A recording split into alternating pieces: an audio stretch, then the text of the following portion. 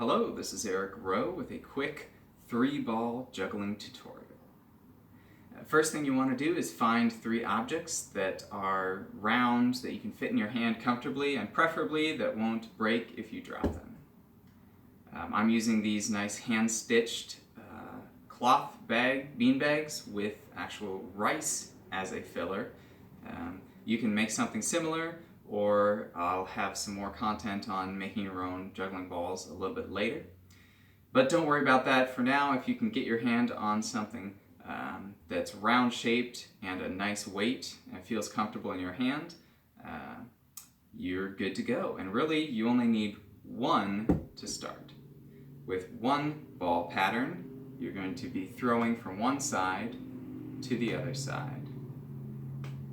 And the pattern is sort of like a figure 8 in that I'm throwing and crossing the pattern in the middle. So I'm throwing in the middle from both sides and I'm catching about shoulder width apart. And that's what you want to be targeting with just one ball. One other point at this stage is that you can think about your catch. You want to catch with your palm up so that you're ready to throw with your palm up. Another thing with the catch, it helps if you give it some cushion or give so that I'm reaching up, but I'm not keeping my hand there. I'm letting it drop back down to decelerate that ball. This would be similar to if you've done a water balloon catching contest where you want to give it a lot of cush so that it doesn't break. The same concept is here. The more force it hits your hand, the more likely that it's going to bounce out. And at the very least, make it a lot harder to throw it quickly once we get more balls in our pattern, which is the next step. We're going to move on to 2 balls, and this is going to look like this. 2-ball pattern is actually the same throw that we just practiced, but the rhythm is going to be key here because I'm throwing the second one at a specific point in time, or another way to think about it is a specific point in space relative to my first ball. So my first ball is going up, up, up, up, up, and then at some point it has to come down, and that point at which it stops going up and starts coming down is when I want to throw the second one. Throw, throw, catch, catch. So practice this from both sides until you can get very comfortable. Usually I'll say 10 throws and 10 catches starting from each side. So that'll be right, left, and left, right. Moving on to 3,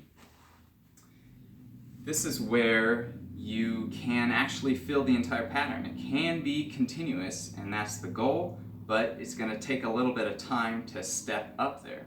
So what I'm going to tell you to do first is called a flash. It's when you throw each object once. So this would be 1, 2, 3, catch. And again, that rhythm is going to be key. But one thing to notice here with 3 is that we're really taking that 2-ball pattern that we just practiced and got comfortable with and repeating it. So what I mean by that is my first and second throws are exactly the same. So that's 1, 2, just like 2-ball. And my 3 throw, well, another way to think about it is so let's see, 1, 2, 3. So 1, 2 is exactly the same, and 2, 3 is exactly the same, and 3, 4, and 4, 5. So that's kind of how you build up to go on forever.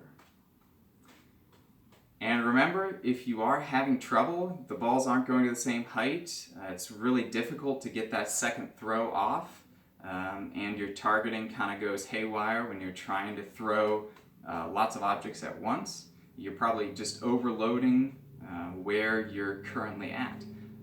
And you just need to find a spot where you can build it up in an incremental manner. So that might mean dropping down from 3 to just 2, and practicing that repeating link that is creating your 3-ball pattern. And if you're having trouble with that rhythm and 2-ball, no problem, just drop back down to 1 and practice that 1-ball throw. And if you're having trouble with this, that doesn't mean that you won't make progress anyway. Just set specific goal of how many catches, good catches you want. With 1 ball, you don't need to be continuous. You can pause, reflect, grab yourself a cup of coffee, and go back to work getting a second quality throw. And eventually you'll build up the skill to go on forever. Great, thanks for watching. I'm glad that you're taking the time to learn this skill. It's one of my favorites. I'm here online to give you any pointers or advice, so just let me know. Thanks.